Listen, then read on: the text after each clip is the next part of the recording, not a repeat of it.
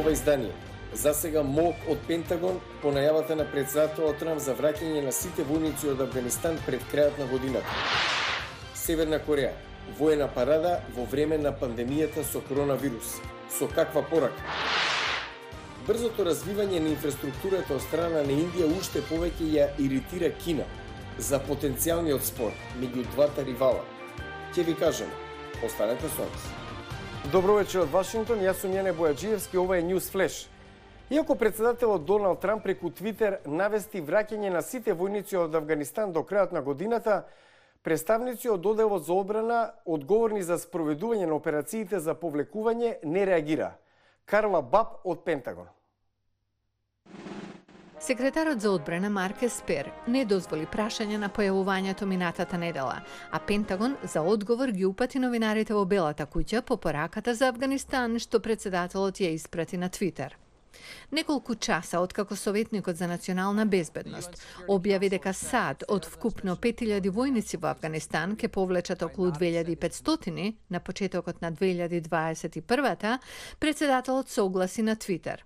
САД треба да ги вратат дома малиот број преостанати храбри мажи и жени во Афганистан до Божич. Армиски официјален представник, кој сакаше да остане анонимен, рече дека првпат слушнал за план за повлекување од твитот на председателот, а експерти од областа на одбраната, како Бредли Бауман од Фондацијата за одбрана на демократиите, изразуваат несогласување. Зошто би повлекле 2-3-4 сили од место во светот каде се наоѓаат најголем број терористички групи и организации? Ова е за политички цели пред изборите. Во регионот на Афганистан и Пакистан има најмалку 20 терористички групи, повеќе од каде било во светот според американската влада. И афганистанската влада продолжува да се бори со талибанското бунтовништво. За Трамп, повлекувањето за Божич ќе го исполни ветувањето од кампањата да ги врати војниците дома од Афганистан. Ќе ги уништиме терористите кои им се закануваат на нашите граѓани и ќе оттргнеме Америка од безсмислените, бесконечни војни во странство. Талибан најавата од твитот на председателот ја протолкува како позитивен чекор. Многу американци сакаат да ги видат сите војници вратени дома од разорнатата од војна држава, а неодамнешно истражување од Фондацијата на Евроазиска група покажа дека повеќето американци од двете политички партии ги поддржуваат внатрешните мировни преговори во Афганистан, поддржани од администрацијата на Трамп. Не мислам дека може да се повлечеме сега од Афганистан. Ако го сториме тоа, ќе ја втурне земјата во поинтензивна граѓанска војна. Поголем дел од државата ќе биде во ризик од турбуленции, од нестабилност и ќе стане место каде Ал-Каеда и ИСИС ќе се вратат и пуштат корени и ќе почнат да планираат идни напади. Генералниот секретар на НАТО Јенс Столтенберг во четвртокот рече дека алијансата, која има околу 12.000 војници во Афганистан, ќе ги координира напорите и ќе донесе одлуки за бројот на трупи зависно од условите на теренот. We decided to go into Afghanistan together. Одлучивме заедно да влеземе во Афганистан и заедно ќе решиме кое е добро време за заминување и тогаш заедно ќе заминеме. Експертите се надеваат дека пристапот на Столтенберг и армиските команданти за земање предвид на условите на теренот ќе преовлада. Секој врховен командант на вооружените сили треба да се фокусира најпрви на безбедноста на американците. Ако ставиме временска рамка за повлекување од Афганистан, се плашам дека подоцна ќе платиме поголема цена и жртвувања. Индија брза да изгради патна инфраструктура на проблематичната граница со Кина, додека воениот спор меѓу овие два соседи, кој започна во мај, навлегува во зимата. За потенцијалниот нов конфликт од извештајот од Нью Делхи. Овој речиси 9 километри долг тунел ископан под Хималаите.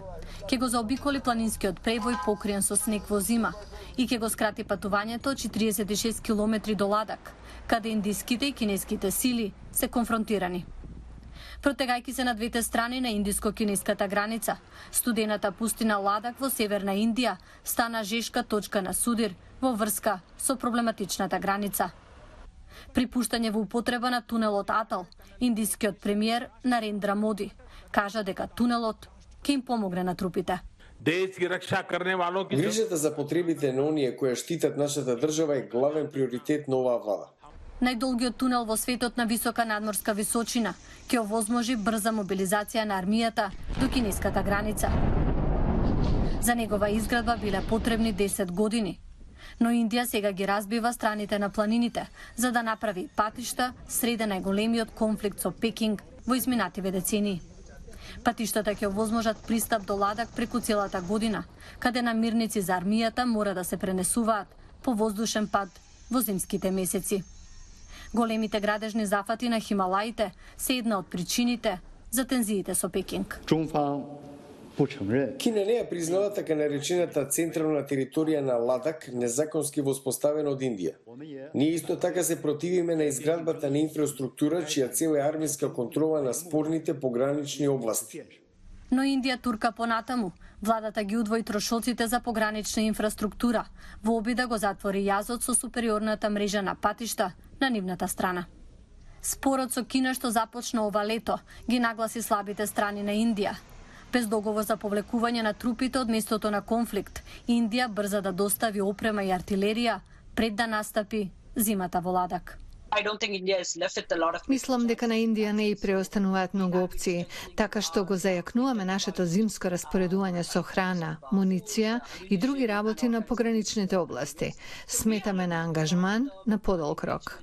Иако ќе треба време да се заврши изградбата на некои од тие патишта, Индија се надева дека тие драматично ќе ја подобрат незината способност за одбрана на спорната граница, што стана нестабилен регион.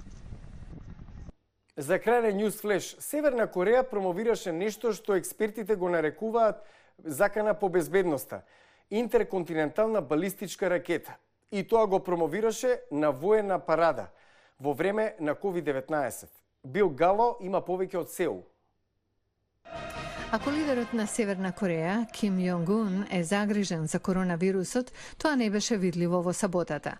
Тој надгледуваше голема воена парада на која посетителите не одржуваа социјална дистанца и не носеа маски. Ким во емотивно издание се извини за неодамнешните економски проблеми, но инсистираше дека ниту еден севернокореец не станал жртва на COVID-19. Најважно од се, јас сум многу благодарен што сите наши луѓе се здрави и живи. По ова, Северна Кореја представи нешто што дел од аналитичарите го опишуваат како чудовишна интерконтинентална балистичка ракета. Таа може би е најголемата ваква ракета во светот која може да биде транспортирана, вели аналитичарот Брус Клинкнер. Таа и дава поголема способност на Северна Кореја. Тие веќе ја имаат Хвасон 15 која може да стигне до континенталниот дел на САД. Со оваа поголема ракета може би можеле да имаат повеќе боеви глави или нешто што се нарекува помош при пенетрација, начин да се измамат антибалистичките одбранбени системи. Ракетата може би е новото стратешко оружје кое го вети Ким на почетокот на годината, но дали ќе ја тестира пред предстојните председателски избори во САД? Јас очекувам оваа ракета да биде тестирана следната година. Северна Кореја вообичаено прави нешто многу провокативно во првата година од мандатот на нова администрација во САД или во Јужна Кореја. Без оглед кој ќе биде следниот американски претседател, очекувам дека оваа нова ракета ќе биде тестирана. Американскиот претседател Доналд Трамп го предупреди Ким да не прави големи провокации околу изборите на 3 ноември. Го гледавте News Flash. Јас сум Јане Бојаджиевски од Вашингтон. Со најнови информации посетете нашата интернет страница glasnaamerica.com. Пријатна вечер. Се гледаме.